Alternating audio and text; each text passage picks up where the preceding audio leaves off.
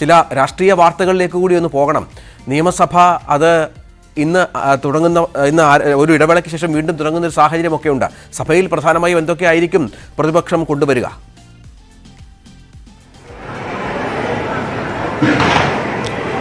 രഞ്ജിത്ത് സൂചിപ്പിച്ചതുപോലെ വീണ്ടും സഭ ചേരുകയാണ്. ശനി ഞായർ ദിവസങ്ങളിൽ സഭ ചേർന്നിരുന്നില്ല. വീണ്ടും സഭ ചേരുമ്പോൾ പ്രക്ഷുബ്ധമാകാനുള്ള സാഹചര്യം തന്നെയാണ് നിൽക്കുന്നത്. കാരണം ഓക്കിൽ, അതായത് ഈ വഴിയോര വിശ്രമ കേന്ദ്രങ്ങൾ സംസ്ഥാനത്ത് ദേശീയപാതയോരങ്ങളും അതോടൊപ്പം തന്നെ സംസ്ഥാന പാതകളും ഇതിൻ്റെ ഓരങ്ങളിൽ ഏതാണ്ട് 30 ഇടങ്ങളിലാണ് വിശ്രമ കേന്ദ്രങ്ങൾ അനുവദിക്കാൻ സർക്കാർ തീരുമാനിച്ചത്. ഇതിൻ്റെ ഭൂമി ഇടപാടുമായി ബന്ധപ്പെട്ട വിവാദമാണ് ഇപ്പോൾ ഉയർന്നു വരുന്നത്. അതായത് ന്യായവില എത്രയാണോ ആ വിഹിതം സർക്കാരിൻ്റെ ഓഹരിയായി കണക്കാക്കുമെന്നാണ് പറയുന്നത്. പക്ഷേ ഈ ഓഖിൽ എന്ന് പറയുന്ന കമ്പനി, അതായത് പ്രവാസി മലയാളികളെ ഒരുമിച്ച് ചേർത്ത് പലരും അതിൽ നിക്ഷേപം നടത്തി അവർക്ക് വേണ്ടിയുള്ളൊരു കമ്പനി എന്ന നിലയ്ക്കാണ്, നോർക്കയുടെ കീഴിലാണ് ഈ കമ്പനി വരുന്നത്. പക്ഷേ ഈ കമ്പനി മറ്റ് 2 കമ്പനികളുമായി, മറ്റ് 2 സ്വകാര്യ കമ്പനികളുമായി കരാർ ഒപ്പുവെച്ചിട്ടുണ്ട്. ഈ കരാറിലെ വ്യവസ്ഥകൾ എന്താണെന്ന് ഇതുവരെ പുറത്തു വന്നിട്ടില്ല.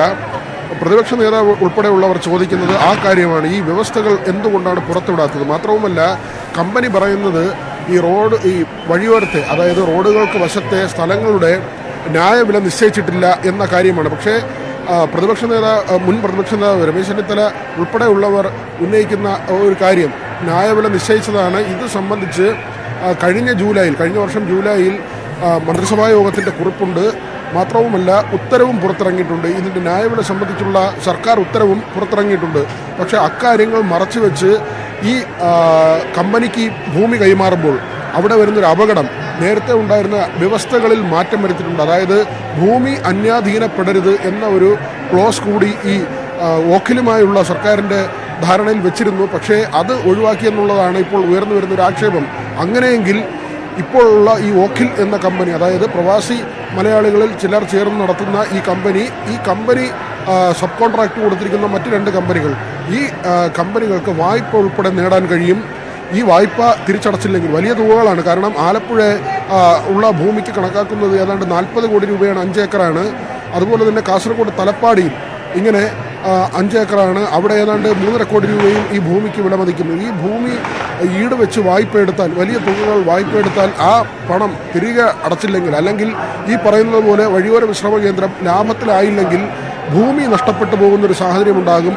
അതായത് സർക്കാർ ഭൂമിയിൽ മറ്റാരോ വായ്പ എടുത്ത് പോവുകയും ഈ ഭൂമി സർക്കാരിന് നഷ്ടപ്പെടുന്ന സാഹചര്യം ഉണ്ടാകും എന്ന ഒരു ആരോപണവും ആക്ഷേപവുമാണ് ഉയർന്നു വരുന്നത്. ഇക്കാര്യത്തിൽ സർക്കാരിൻ്റെ വിശദീകരണം വേണ്ടതുണ്ട്. മാത്രവുമല്ല, റവന്യൂ ധന നിയമ വകുപ്പുകളൊക്കെയും ഭേദഗതികൾ നിശ്ചയിച്ചിരുന്നു, അല്ലെങ്കിൽ നിർദ്ദേശിച്ചിരുന്നു. ഈ ഭേദഗതികളൊന്നും നടപ്പാക്കാതെയാണ് ഇങ്ങനെ ഒരു കരാറിലേക്ക് സർക്കാർ നിയമസഭയിൽ പ്രക്ഷുബ്ധമായ രംഗങ്ങൾക്ക് സാക്ഷ്യം ഒരുപക്ഷെ ഇതുമായി ബന്ധപ്പെട്ട് വഹിച്ചേക്കാം. വിനോദ്, മറ്റൊന്ന് ഈ KSRTC വിഷയമാണ്. KSRTCയുടെ ഇന്നലെ മുതൽ പകുതി ഗഡുക്കളായി ശമ്പളം വിതരണം ചെയ്തു. 50% ശമ്പളം ഇന്നലെ നൽകിയെന്നാണ് മനസ്സിലാകുന്നത്. അടുത്ത ശമ്പളം സർക്കാർ സഹായം ലഭിച്ചതിന് ശേഷം മാത്രമെന്ന് KSRTC മാനേജ്മെന്റ് വ്യക്തമാക്കുന്നു. യൂണിയനുകളുടെ എതിർപ്പുണ്ട്. ഇന്ന് ഇതുമായി ബന്ധപ്പെട്ട് ചർച്ച ഉണ്ട് എന്നാണ് മനസ്സിലാകുന്നത്. എന്താണ് യൂണിയനുകളുടെ ഈ KSRTC മാനേജ്മെന്റ് നിലപാടിലെ അവരുടെ ഒരു രീതി ഏതാണ്? ഏത് രീതിയിലാണ് അതിനെ അവർ ഇപ്പോൾ ഡിഫെൻഡ് ചെയ്യാൻ പോകുന്നത്?